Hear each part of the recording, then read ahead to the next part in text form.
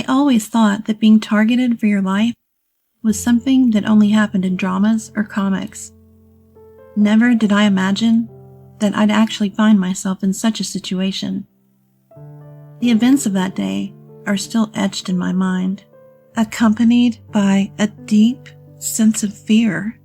Today, I want to share the most sinister form of harassment I've experienced from my mother-in-law, or Mill for short. My name is Catherine. I'm 30 years old. I'm a homemaker taking care of my family. I live with my husband Tyler, who's a sales rep, and our 10-year-old son Lauren. I met Tyler 3 years ago through a mutual acquaintance at a company where I was working at the time. He's a good guy, previously married. Want to meet him? I was hesitant at first, being introduced to a divorced man with a child while I was single. But when I met Tyler and Lauren, they were both so genuine and adorable that I was completely smitten. Tyler and I hit it off immediately and got married within 6 months. Lauren quickly warmed up to me, and the three of us became a close-knit family. Weekend drives, family camping trips. For 3 years, every day was fulfilling. Finally, the moment we'd been waiting for arrived. Big news, you two! We're having a baby! Really? Thank you, Catherine. Is it a boy or a girl? It seemed like we're expecting a girl. I couldn't wait to hold my own child in my arms. Let's do our best together. I'm going to be a new mom again. I talked to my unborn child every day. Everything was going smoothly. I thought so, and never doubted it. Or so I thought, until my father-in-law, who had been seriously ill, passed away, and my mother-in-law started acting out. About 2 months after his passing, mother-in-law began summoning me to her home more frequently. Our apartment is only a 15-minute drive from her place, but being called over almost every day was stressful. Don't worry about coming every day. My legs should get better soon. Of course, mother-in-law. Let's get started. At that time, mother-in-law had injured her leg and was using a cane, even indoors. As her daughter-in-law, it was my role to help with errands and other chores. I didn't mind the work itself. I'm not one to shy away from physical labor. The problem was the constant complaints about Tyler's ex-wife while I was working. She was a terrible wife, always timid and inefficient. She couldn't cook to save her life. Meat was always tough and the soup was too spicy. Even her cleaning was sloppy. She couldn't even use a mop properly, let alone wring out a cloth. Her laundry skills were also lacking. She wouldn't hand wash items that needed it. The complaints were incessant and malicious. I had never explicitly asked why Tyler and his ex-wife divorced, but I wouldn't have been surprised if mother-in-law had something to do with it. My suspicions would soon become a reality. It was around the time I'd reached my 9th month of pregnancy, and my belly had grown quite large. I got a call from mother-in-law. Would you like to have dinner together? Could you prepare my portion too? At that time, it wasn't uncommon for the 4 of us to share meals. But that evening, I got an urgent message from Tyler. I'll be home late tonight. Go ahead and have dinner without me. Mother-in-law was clearly displeased that she wouldn't get to see her grandson. What's with this meat? It's so tough to chew. Did you buy the cheap stuff? Well, we can't always afford the best. And this soup tastes like water, worse than hospital food. I tried to keep the salt low. The atmosphere at the dinner table was terrible, thanks to mother-in-law's constant complaints. Lauren seemed quieter than usual, as if he wanted to finish eating and leave. After dinner, while I was doing the dishes, mother-in-law started whispering something from behind me. The bigger your belly gets, the further Tyler and Lauren drift away from me. Mother-in-law, is something wrong? He used to rely on me a lot right after the divorce. I'm sorry, I can't hear you well over the water. Everyone's leaving me! Mother-in-law? You're in the way. You're not needed. I turned around to see mother-in-law raising a frying pan. Get lost, you worthless wife! What are you doing? Tyler's shout stopped Mother-in-law in her tracks. Stop it, Mom! What are you trying to do to Catherine? Tyler had come home just in time. I was so shocked that my legs gave out, and I collapsed. Memories from the past few months flooded back into my mind. It started around my 6th month of pregnancy. Mother-in-law began visiting our home more frequently, making me constantly on edge. I never knew when she might drop by unannounced. I couldn't afford any slip-ups or oversights in my housework. Even my clothing couldn't be too casual. It was a series of restless days. Most of the conversations with Mother-in-law revolved around my pregnancy. How's everything going? It's a girl, right? Is everything on track? So far, so good. I'm keeping a close eye on my weight. I was initially glad she seemed so concerned. At first, I honestly thought so. But as time went on, her behavior became increasingly unsettling. I had been strictly advised by my obstetrician to avoid excessive sugar intake. Too high of blood sugar levels could affect the baby. I thought I had communicated this to my mother-in-law repeatedly. Yet, she would say, "Here are some sweets I brought, and I got some fruit. It was on sale." It was hard to refuse when she offered them with a smile. And every time I did refuse, explaining why, she'd get clearly upset. As my belly grew, Mother-in-law's interference intensified. "I can do the cleaning. You should relax, Catherine." Such offers seemed helpful at first, but when I looked around the room after she left, wait, where's our photo from last year's trip? The whole frame is gone. Important items would go missing, and quite frequently. "Oh, sorry, Catherine. I broke another plate." "It's okay, Mother-in-law. Are you hurt?" "I'll clean it up." Dishes and glasses would get broken. My distrust of Mother-in-law grew stronger and more irrepressible. Naturally, I talked to Tyler about it. "Do you think she doesn't like me deep down?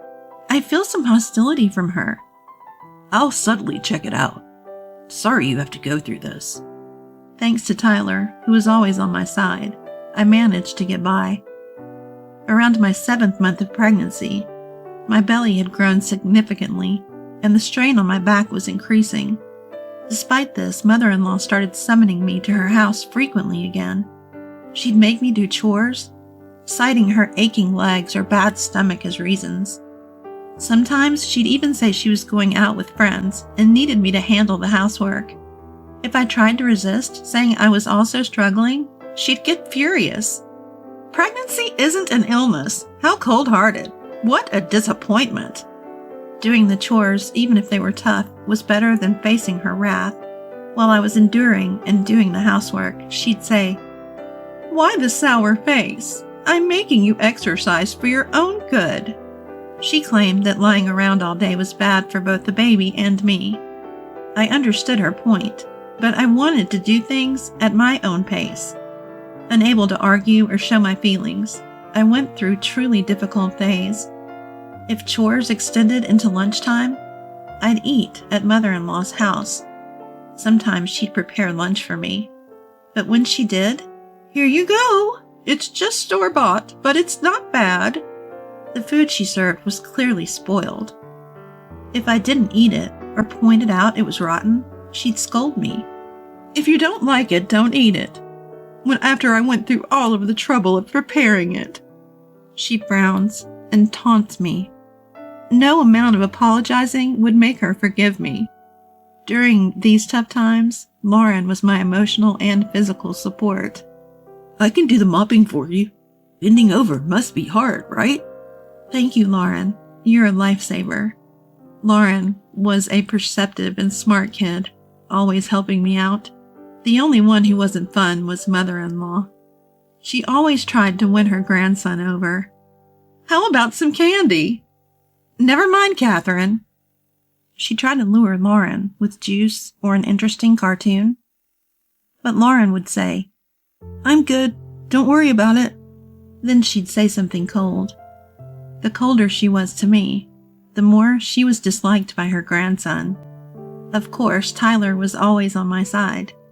Whenever he had a day off, he'd visit mother-in-law's house and scold her multiple times.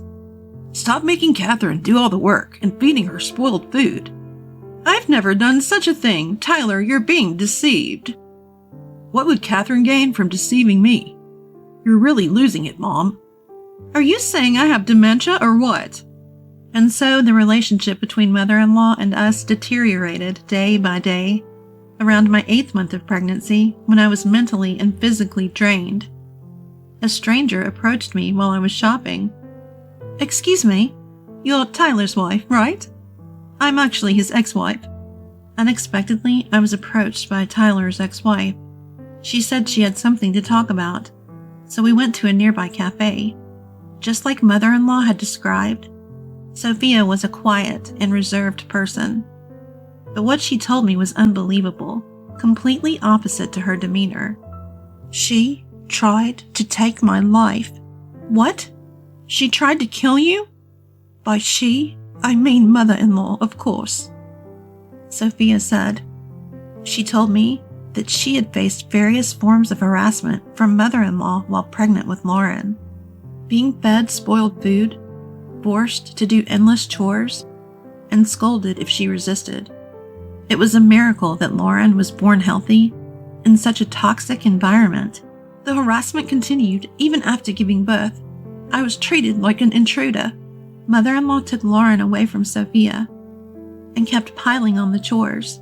Then one day, I felt a strong impact on my head and collapsed. A pot that was stored up high had fallen. That's what mother-in-law told the authorities.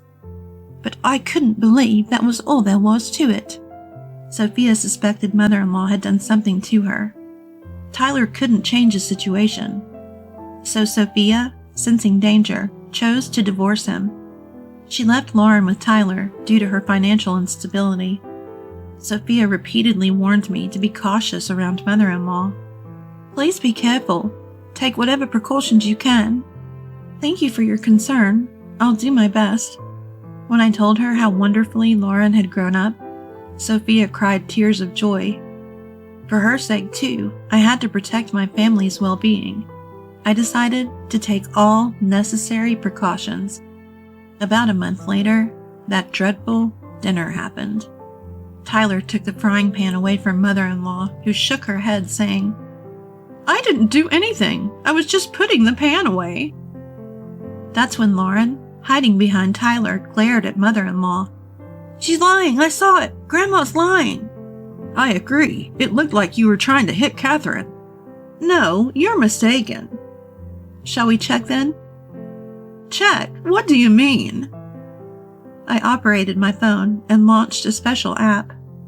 What? This room is on camera? I had cameras installed in the living room and kitchen. It was a precaution I took after Sophia's warning. When I played back the footage, there was mother-in-law trying to hit me with the frying pan. Mom, explain yourself. Cornered. Mother-in-law was now almost in tears. I was just jealous that you were taken away from me. Her reasoning was utterly selfish. She had hoped to live with Tyler again after his divorce, but was disappointed when he remarried so quickly. She felt robbed of the chance to have her son and grandson all to herself. Mother-in-law kept repeating these selfish claims. How dare you come into our lives and steal everything? Both Lauren and I felt disgusted by her words. Tyler's face turned red with anger. How could you say that to my mom? Apologize. Apologize now. That day, after a heated argument, mother-in-law was kicked out of our house. Later, Tyler declared he would sever all ties with his mother. I will never see Mom again, no matter what, and no financial support either. Wait, please, I'm sorry. I've learned my lesson. It was no surprise that Tyler was furious. Part of his anger stemmed from the fact that I had told him everything Sophia had shared with me.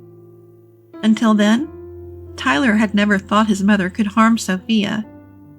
Realizing he had been wrong all along, he was visibly frustrated. Don't ever show your face to us again. Got it? With that final word, mother-in-law left, tears in her eyes.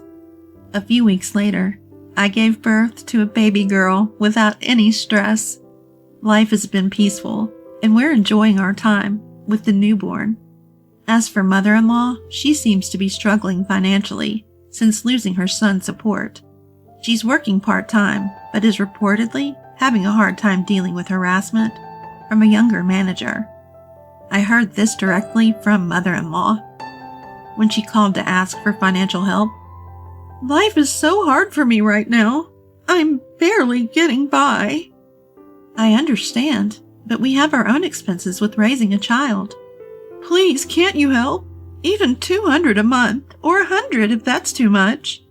I'm sorry, I have to hang up now. Please don't call us again.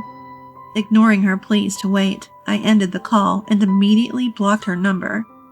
After that, mother-in-law apparently took on more work. She's working mornings at a fast food restaurant and afternoons stocking shelves and working the cash register at a supermarket. I heard this from Sophia when we met up recently after a long time. I saw her at the supermarket by chance, and she looked so thin, like a different person, like a zombie. She didn't even notice Sophia standing right in front of her. If only mother-in-law had been kind, things wouldn't have come to this. It's a pitiful situation, but she brought it upon herself.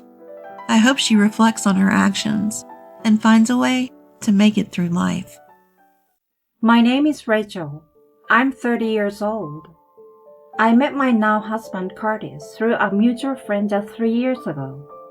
We got married 6 months ago. Curtis and I are the same age and enjoy camping, hiking, winter sports, and others.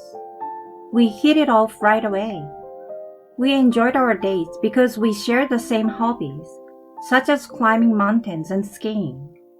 I thought that even after we got married, we would be able to live ordinary, happy days as before.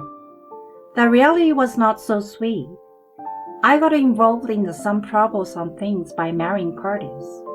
You can probably guess what that trouble is. It's my relationship with my mother-in-law. In my case, my adversary was not only my mother-in-law, but also my sister-in-law. My husband and I moved to a house near my parents-in-law's house after we got married. For some reason, my mother-in-law seems to think that I'm a woman of the worst kind who had tricked her precious son. Immediately after our marriage, she began to contact me frequently. She started making me come to their house on my way home from work and on my days off. I expected. We had just gotten married and I wanted to spend time with my husband's family as peacefully as possible. When my mother-in-law called me, I couldn't say no. I tried not to visit my mother-in-law's house unless I had something to do. However, when I went to my in-law's house, I was not made to feel welcome. On the contrary, my mother-in-law would make me do all kinds of housework and chores. My father-in-law just looked on and didn't say anything. He just smirks and laughs at me when my mother-in-law said something sarcastic to me. If he's not going to say anything for me, why don't he just shut up? It's a bit of a snide air. Right after we got married, my mother-in-law and father-in-law lived at home like this. Just 2 months ago, my sister-in-law, who was supposed to be married and living with her husband, came back to the family. I don't know the details because I didn't hear them directly. According to my husband's story, my sister-in-law borrowed money in her husband's name. Then she wasted the money into gambling. Her husband found out and asked her for a divorce.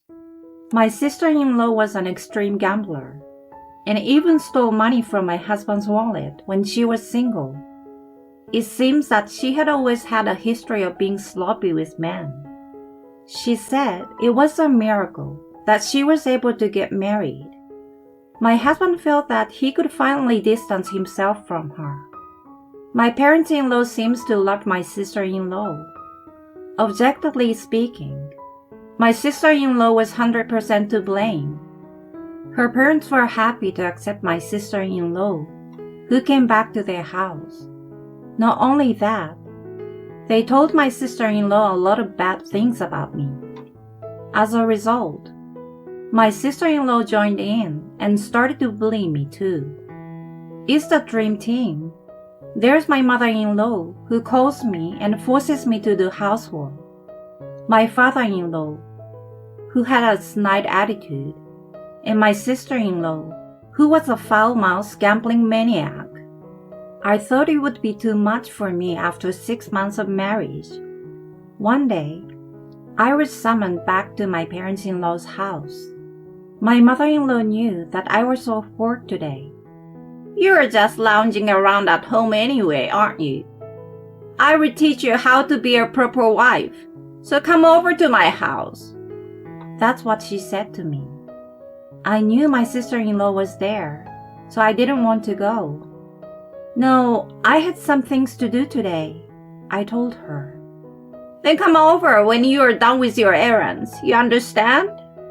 Then, she hangs up the phone without even waiting for me to reply. I didn't want to speak ill of my beloved husband's family to him, but I couldn't endure it alone any longer. So I called my husband, who was working that day. "I'm at your parents' house because my mother-in-law called me. Could you come over after work?" My husband immediately responded yes. I finished up at home and headed to my in-laws' house. When I arrived, the three of them were waiting for me. As usual, there is cleaning, laundry, and cooking to do. On this particular day, they spent an additional 2 hours explaining to me what a failure I am as a wife. "You don't deserve to be with our son. You don't even have a pretty face. When are you going to divorce him?" My mother-in-law said, and my sister-in-law added, "That's so true." And they laughed together. My father-in-law didn't join in the conversation, but he was grinning and drinking in the background. When I listened without saying a word, "You couldn't say anything because we told the truth." "Well, that's right. You seem like a dull woman to look at." My sister-in-law snickered at that. My mother-in-law heard that too. "Oh, Grace, you'd feel sorry if I told the truth, wouldn't you?" And just when they were laughing their heads off, "Hey, what was that?" My mother-in-law and sister-in-law turned around in a panic to see my husband standing there. He looked so fierce that they could not imagine what he would do. My mother-in-law and sister-in-law went completely rigid. "I was on my way." "I knew you would be here soon, so I was excited to see you." My mother-in-law and sister-in-law were laughing out loud because they were too excited to talk. They didn't notice the sound of my husband coming in the front door. "What? Curtis! Since when?" "I've been listening to you since a while ago. I never thought my mother and sister would say such terrible things to Rachel." My husband said with a cold look in his eyes. When my sister-in-law and mother-in-law found out that my husband had heard the whole thing, their faces turned pale. "No, no, no. Yes, yes. It was just a little joke." They were desperately trying to make excuses. Their panic was more than I had imagined. I almost laughed a little myself, but my husband didn't take their excuses seriously. "You have been hurting Rachel like this, haven't you? And for the record, Dad, you're just as guilty. I have truly failed you both. Don't ever contact me again except for weddings and funerals." Then my mother-in-law and sister-in-law, who had been making a lot of excuses up to that point, freaked out and stopped talking. My father-in-law looked at my husband, and his mouth was agape. It's true that my husband doesn't usually get angry at all. and he's always kind to his family members. It was precisely because he was such a mild-mannered person that the whole family was so surprised. I was also overwhelmed by my husband's spirit at that time. My parents-in-law and sister-in-law were in a state where they could not say anything, so I felt relieved. Thanks to my husband, we are now semi-separated from my in-laws. I felt a little sorry for my husband, who had to distance himself from his family because of me. Thanks to him, my life became much less stressful and more fulfilling than before. One day, after about 3 months of such peaceful life, I received a call on my phone from my mother-in-law. My husband wasn't there, so I hung up while I was wondering if I should answer. But it rang again right away. This is a kind of call that keeps coming until I answer. I had no choice but to answer the phone. Yes, hello? Rachel, why didn't you answer on the first call? It's an emergency. My mother-in-law said in a high-pitched voice, interrupting me. Emergency? What do you mean? My mother-in-law shouted as loud as she could. Your father-in-law has collapsed. He's in the ambulance. What? My father-in-law? Yes, that's right. I'm going to the hospital. He said he might possibly have to have emergency surgery. I have to pay $2,100 first as a deposit for that. So Rachel, please lend me $2,100. What? I was surprised at the insane request to lend her $2,100. But what surprised me the most was the down payment.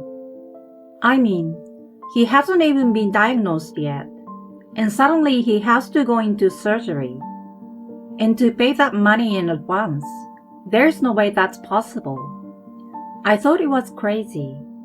So I went to my mother-in-law to ask her about it. Marjorie, please calm down. A deposit of $2,100 is absolutely ridiculous. I think you should do your research first. But my mother-in-law didn't listen to me at all. That's what they say. So we have no choice, right? If things continue as they are, your father-in-law might die. You are abandoning him, Rachel. She just yells hysterically. I don't know what to think. Obviously, my mother-in-law is lying. So I decided to do something about it. I launched an app to record the call. I understand you're in a lot of pain, mother-in-law. I'm also worried about you, so I'm heading to the hospital. At that moment, I felt my mother-in-law's words get choked up. What do you mean you're on the way? Anyway, I need the money. I ignore my mother-in-law. Then please call me when you get to the hospital. And can you tell me what the symptoms are? I will find out what kind of disease it is. Then my mother-in-law said, You are just a hospital receptionist. How can you possibly know? Just get me the money. She desperately asked me for money. I dealt her a crushing blow. What are you talking about, mother-in-law? I'm a doctor. What? Yes, I'm a doctor. I told you I was a doctor when I got married. My mother-in-law didn't seem to believe me at all. When my husband told them I work at a hospital, She's just a receptionist, right? She didn't believe me at all. I was told, You're just a receptionist, yet you're bragging that you work at a hospital. If I had been a doctor, I'm sure they would have said all kinds of things about me. So I didn't deny it strongly and let her say whatever she wanted. And this is the result. She's trying to rob me of $2,100 by pretending that my father-in-law is sick. Well, there's no way this plan would have worked in the normal course of events. Anyway, the safety of my father-in-law is my first priority right now. Please tell me his symptoms. Then I will call my hospital and let them know. If you tell the paramedics to bring him to my hospital, I will have the test done right away, and you don't need to pay any deposit. My mother-in-law finally believed that I was a doctor. She stopped saying anything. Can you hear me, Marjorie? Hello? Marjorie? Hello? With that, the phone rang off the hook. I knew it was a lie. I had a message from my husband that he was on his lunch break. I called him up and explained to him about my mother-in-law's performance and the content of the contrivance. Huh, my mother did that. My husband was so mad at her that he honestly thought she was crazy. So I'm thinking, I'd like to get back at them a little bit. I explained my revenge plan to him. Great, go ahead, do it. And with his permission, I decided to give my mother-in-law and her family the best revenge present. Then, I called my in-laws who lived relatively close to me. I got a call from my mother-in-law saying that my father-in-law had fallen ill. I can't head over there right away, so can you head over to your in-law's house for him? I told them so with an air of sincerity. And then, of course, everyone was like, "Oh, really? Really? I will head over there now. I'm on my way." A few moments later, I got a message from my husband. They're all gathering at my parents' house because of Rachel's phone call. He said that Rachel's lies were confusing everyone, and they were starting to get angry. And that's when I found out what was going on. At about the same time, I got a call from my mother-in-law. Rachel, come over to my house right now. I went to my parents-in-law's house and found not only my mother-in-law, my father-in-law and my sister-in-law, as well as my in-laws who had not contacted.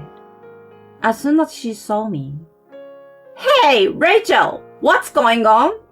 You can just tell everyone that your father fallen ill. It's so annoying. she yelled at me.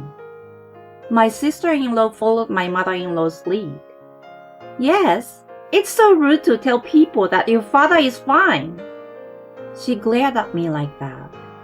The other in-laws also seemed to be angry with me. One after another, they started saying bad things about me. Then my husband arrived. After making eye contact with me, Hey, Rachel, what do you mean my dad's fine?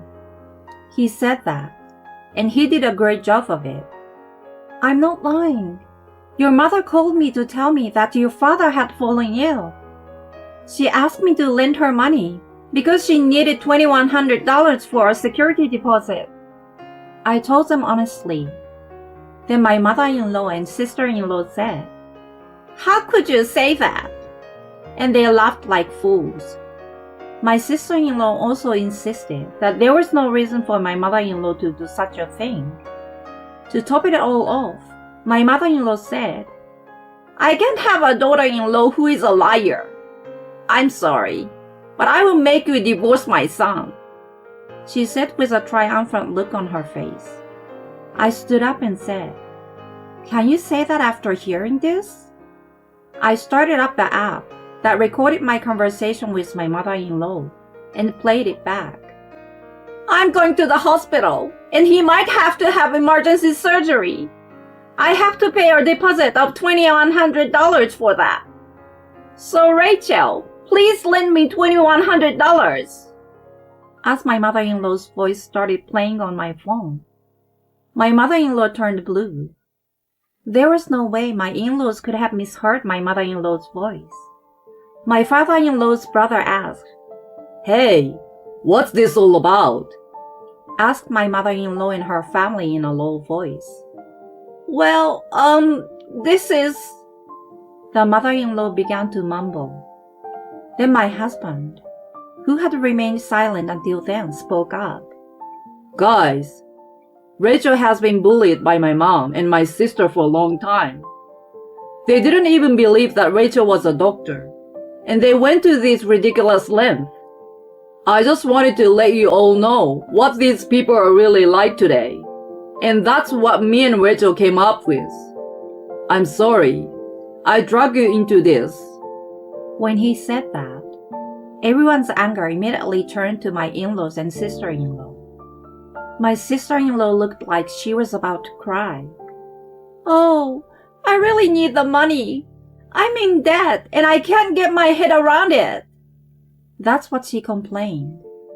But that doesn't mean this kind of fraud is allowed. My in-laws are saying, Insulate us. Don't ever contact us again. with these words, they left my parents-in-law's house. Eventually, my husband said, I'm not going to have anything to do with you people ever again. You don't even have to invite us to your weddings or funerals. Goodbye.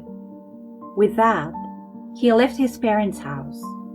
Since then, my husband and I have not answered even once when we are contacted by my in-laws. We have ignored all phone calls and emails. Rumor has it that my sister-in-law has been repeatedly in debt ever since she moved out. She finally lost her head. She finally had to file for bankruptcy. Because of all the commotion, her reputation in the neighborhood has taken a turn for the worst. They couldn't walk out of the house anymore, so the three of them moved somewhere together. Hearing this, my husband was unmoved. I don't care where they go. They're nobody. That's what he said. Now the 6 months has passed since then. The topic of my parents-in-law's house has come up less and less. Now, it's just in the back of my mind. Well, I don't think we'll ever have to deal with them again. We are now planning to buy our own house, which has been a long-held dream of mine. Until now, we've been thinking about my parents-in-law's house and their future. We have been thinking that our home would come a little later. But now that we are no longer tied to that kind of thing, we decided to take the plunge and buy a house right away. On our days off, my husband and I went to see open houses. Then we have lunch, and I discuss things with him. I'm the happiest I've ever been.